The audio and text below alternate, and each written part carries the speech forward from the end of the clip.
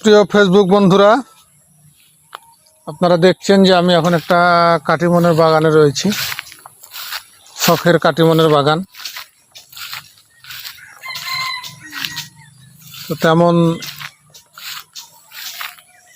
ফল এখন আসতে শুরু করেনি, যেহেতু গাছ অনেকটাই ছোট হয়ে আছে। আপনারা দেখতে পাচ্ছেন যে আম কিছুটা বড় হয়েছে। পুরো ঘেরা জুড়ে রয়েছে কাটিমন আম, এবং এই যে বড় গাছগুলো দেখছেন এগুলাও কাটিমন করা রয়েছে।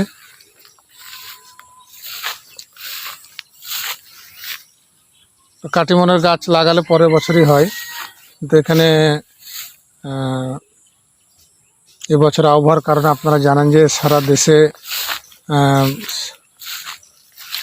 প্রায় 6 লক্ষ টন আম হওয়ার কথা থাকলেও এবার অনেকাংশে আম কম হয়েছে।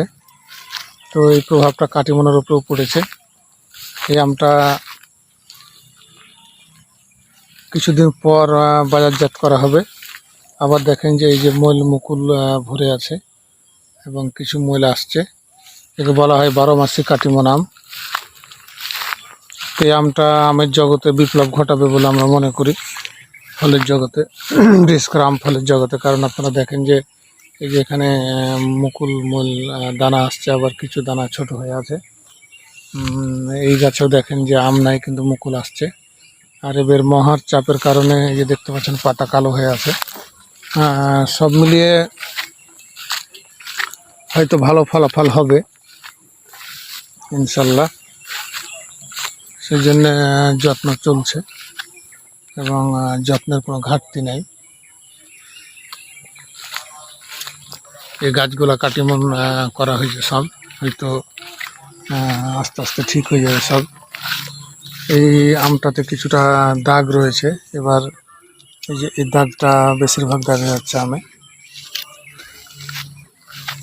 তো গাছগুলা ধীরে ধীরে বড় হচ্ছে, আপনারা দেখতে পাচ্ছেন। তো হয়তো খুব অল্প সময়ের মধ্যেই বাগানে ফলের সফলতা আসবে। মূল কথা যে এই যে মুকুল আসছে, এই মুকুলের আমটা যখন পরবর্তীতে আসবে তখন হয়তো বেশ ভালো দাম পাওয়া যাবে। নতুন করে কিছু ডোগা আবার বাঁধার কাজ চলছে, আপনারা দেখলে বুঝতে পারবেন।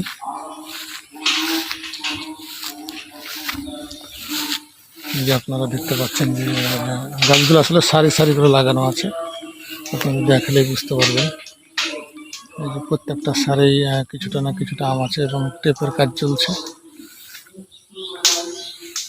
এই গাছগুলোতেও মুকুল আসতে শুরু করবে আশা করছি। সব মিলিয়ে যে কোনো কাজে সফলতা পেতে হলে অনেক ধৈর্য লাগবে। ধৈর্য ছাড়া সফলতা যেমন আসে না, তেমন ধৈর্যশীলদের সাথে ছাড়া সৃষ্টিকর্তা থাকে না। সৃষ্টিকর্তা সবসময় ধৈর্যশীলদের সাথেই থাকেন।